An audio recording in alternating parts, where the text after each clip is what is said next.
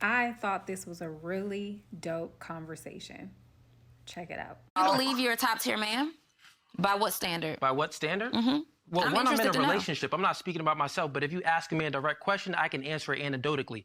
I'm 6'4", only about what? 8% of the entire world is 6'4". I make well over 100K a year. Only about, I mean, there's niggas and I mean, if you think about it on a world level, I'm in the top 1%. And I'm black at that if you add that on. So just if we're speaking about those figures, the things that women are attracted to, no, I'm not gonna toot my own horn, but I'll let you do the math. Go to you. What is your math? What is your math saying? Hold on, before we go, what's your math saying?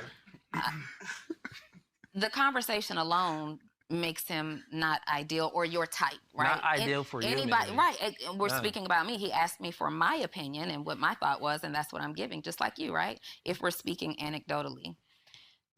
The conversation and the words that are coming out of the mouth of someone like you, I would never consider top tier. A top tier man is also a man that is extremely desirable by way of his character. A top tier man is a man who displays a certain level of intellect that allows him to consider other people. A top tier man, they lead with love, not with dictatorship, right? They don't want to control their woman. They want to gently lead their woman. A top tier man creates space for a woman to feel good about herself.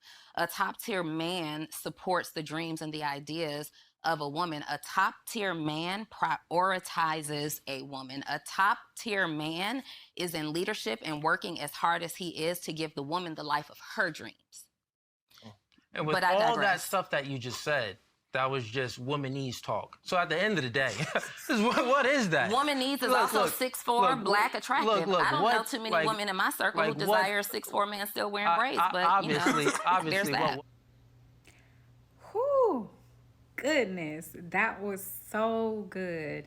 And I like the fact that this had a lot more contrast compared to other conversations. And I love the fact that she portrayed herself and carried herself with grace and femininity so well and still got her point across in a beautiful way. If you notice, she starts by asking him about his personal standard. And in order for him to convey his standard, he pointed out two things: his height and how much he makes annually. Notice that this is a typical conversation when we have this type of dialogue surrounding high value. And don't get me wrong, those are two of the qualities that are mentioned more often than not. However, I think we forget a lot of substance when it comes to this conversation, because in truth, majority of society are more of the following mentality. And what I mean is the type of people that go along with trends and like things to fit in and, you know, participate in activities and ideas and perspectives because it is the popular idea and or perspective. But that doesn't necessarily make someone high value because they are a part of the majority. In reality, they are a part of the kind of get along to go along society that they don't tend to stand on the things that make them unique and free thinking and an individual.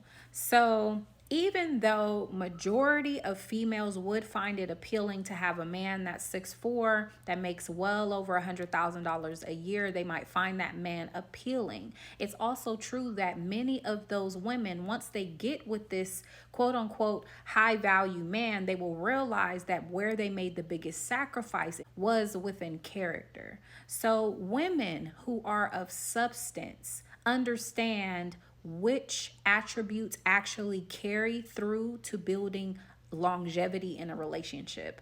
And his height and what he makes per year is not that. So I think that that's what she represents in this conversation, is letting him know that despite the consistent dialogue around this high value perspective, the idea that we are to look away or ignore the truth of it all, which is that This may be highly sought after qualities, but these qualities do not maintain a successful relationship. They merely attract the type of woman that is after those type of qualities. And that's it and that's all. But when it comes to women who actually look for substance and qualities that will shape a relationship, demonstrate good qualities to children,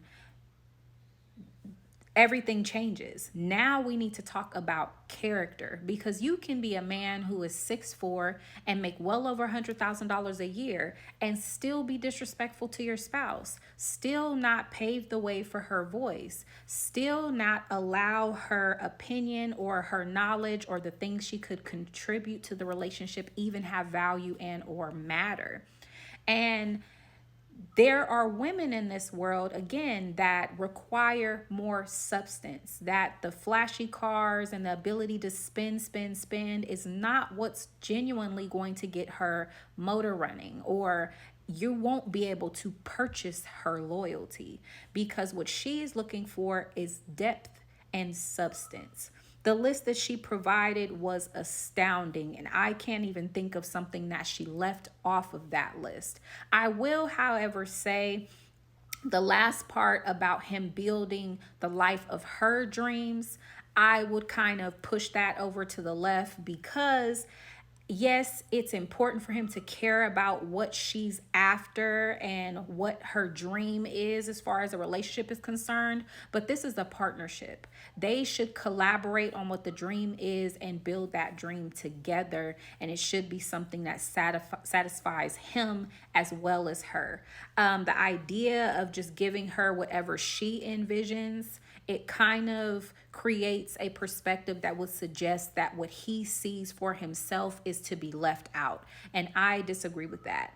Apart from that, I agree wholeheartedly as to what type of qualities make a good man, make a high value man. And again, the height and the annual annual generated revenue is not the priority. While most women would say that it is typically coming from a very shallow perspective and one that lacks serious relationship experience, and they're prioritizing a survival mode or prioritizing trauma that they don't want to repeat, but they're not thinking about legacy. They're not thinking about doing forever. They're not thinking about the qualities that are going to shape the minds of their children. All they're thinking about is safety and security, and trying to ensure that they don't have to worry about pursuing the things that they want and need financially, which is not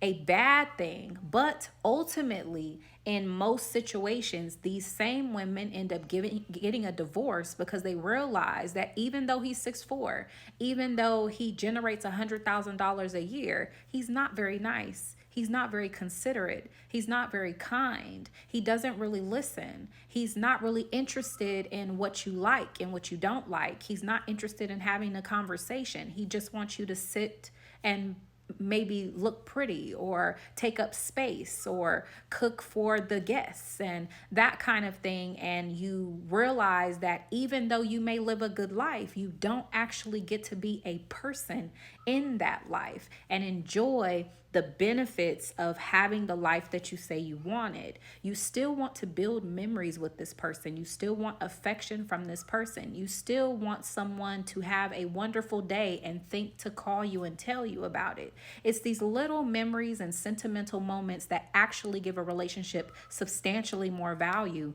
than $1. But unfortunately, there are a lot of men today that prioritize the dollar over the substance. And I would argue that this is a big reason as to why a lot of relationships break down, is because eventually the materialistic things outweigh the things that are non-materialistic. And it's those things that actually carry a relationship into a lifetime. And it will never be the things that can disappear just as quick as they came. Peace.